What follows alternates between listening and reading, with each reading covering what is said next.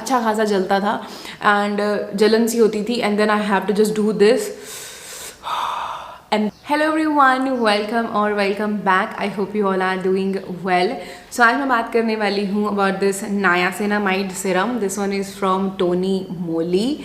अभी almost over होने वाला है, so I thought let's share my experience on this one. So if you interested then please keep on watching. इसकी packaging की बात करूँ तो ये इस तरह की वाइट पैकेजिंग में आता है जिसमें ऑलमोस्ट सारी इन्फॉर्मेशन आपको कार्डबोर्ड पे मिल जाएगी। Full ingredient list and everything is mention on this outer packaging. That's the inside bottle. It's a glass bottle.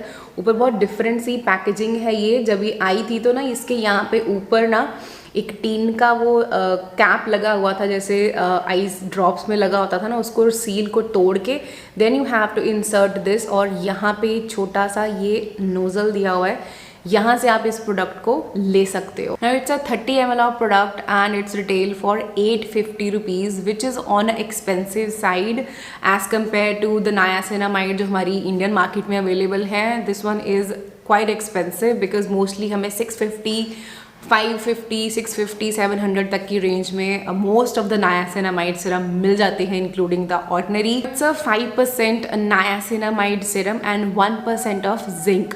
तो जब आप इसकी इंग्रेडिएंट लिस्ट चेक करोगे ना तो यहाँ पे ऑन द टॉप आपको दिखता है जिंक PCA जो मेंशन किया हुआ है 1%। उसके बाद इन्होंने लिखा हुआ है नायासिनामाइड जो भी अगेन मेंशन किया हुआ है 5%।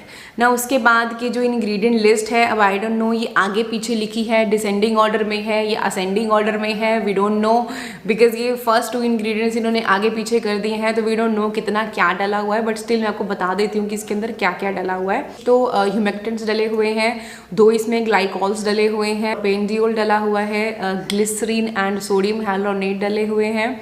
उसके अलावा इसमें कुछ soothing and Kameng antioxidant rich ingredients डले हुए हैं, जैसे सेंटेला डला हुआ है, पोर्टुलिशिया डला हुआ है, मार्टिकेरिया फ्लावर एक्सट्रैक्ट डला हुआ है, कैक्टस एक्सट्रैक्ट डला हुआ है एंड लास्ट में कुछ गम्स एंड प्रिजर्वेटिव इसके अंदर डले हुए हैं।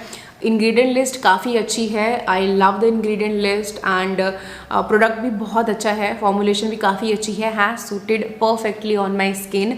ना इसके अंदर 1% जिंक PCA है, so this gonna be perfect for acne prone skin as well.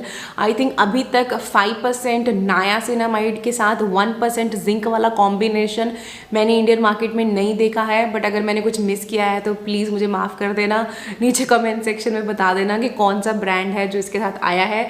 Because most of जो मैंने ट्राई किए हैं 5% वाले, उनके साथ या तो मोस्टली हाइलुरोनिक एसिड ही मैंने देखा है, मुझे भी याद नहीं आ रहा, I am so sorry. But 10% niacinamide plus 1% zinc तो बहुत सुने हैं हमने, बट 5% के साथ 1% जिंक बहुत मतलब मैंने इतना कॉमनली ये नई चीज़ देखी है। But it's great for people who are beginner जो 10% की तरफ नहीं जाना चाहते हैं एंड दे वांट जिंक वाले benefit, then they can go for this one.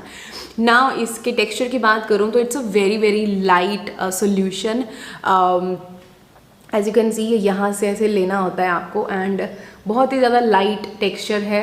You can C instantly skin में सिंक इन हो जाता है ये। बिल्कुल भी हैवीनेस एंड चिपचिप इसके साथ नहीं है। बीइंग इसके अंदर 2 गम्स डली हुई हैं, हाइलुरोनिक एसिड भी है, still it doesn't feel sticky. It's very very light on the skin.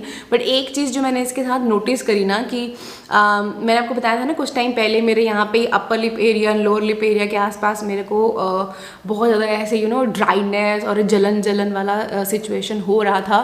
That may be because मैंने बहुत ज़्यादा सैलिसिलिक एसिड लगा लिया था क्लेंजर, तो ड्राइनेस की वजह से भी वो चीज़ होती है।